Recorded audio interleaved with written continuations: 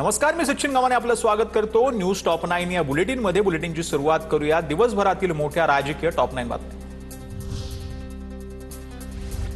महाराष्ट्रातल्या अतिवृष्टीच्या नुकसानीवर दिल्लीत मुख्यमंत्री फडणवीसांची पंतप्रधान मोदींसोबत तासभर चर्चा। मोदींकडून मदतीचं आश्वासन, मुख्यमंत्र्यांची माहिती। पीएम केअर प्रमाणे तयार झालेल्या सीएम केअर फंडातले 600 कोटी कोरोनात खर्च करू शकले नाही, त्यांनी शहाणपण शिकू नये, फडणवीसांचा उद्धव ठाकरेंवर हल्ला। घरामध्ये पाणी गेलेल्यांना 5,000ची तातडीची मदत सुरू, 10 किलो धान्याचं वाटप सुरू। धान्याची मदत कमी असल्यानं मुख्यमंत्र्यांशी चर्चा करू, अजित पवारांची माहिती। आता पीएम केअर फंडातून 15 ते 20,000 कोटींची मदत आणली पाहिजे। ज्यांनी या फंडाची वकिली केली त्यांनी महाराष्ट्रासाठी पैसे आणले पाहिजेत, जयंत पाटील यांची मागणी।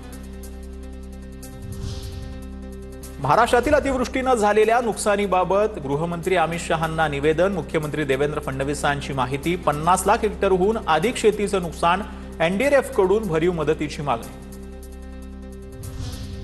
सरकारने शेतकऱ्यांना अद्याप कोणतीही मदत केलेली नाही, दिल्लीतून मदत घेऊन या, नाहीतर तोपर्यंत दिल्लीतच थांबा, काँग्रेसचे प्रदेशाध्यक्ष हर्षवर्धन सकपाळ यांचं वक्तव्य। माध्यमांशी संवाद साधताना आजीच्या प्रश्नावर दादा भडकले, बाजूला येऊन तुमची अडचण विचारा असं अजित पवार म्हणालेत। मात्र पत्रकार परिषद संपल्यानंतर अजित पवारांनी आजीशी संवाद साधला। राज्यातील अतिवृष्टीच्या नुकसानीचा अहवाल केंद्र सरकारला पाठवणार, केंद्राची समिती नुकसानग्रस्त भागाची पाहणी करणार, लवकरच नुकसानग्रस्त शेतकऱ्यांना दिलासा मिळणार, सूत्रांची माहिती।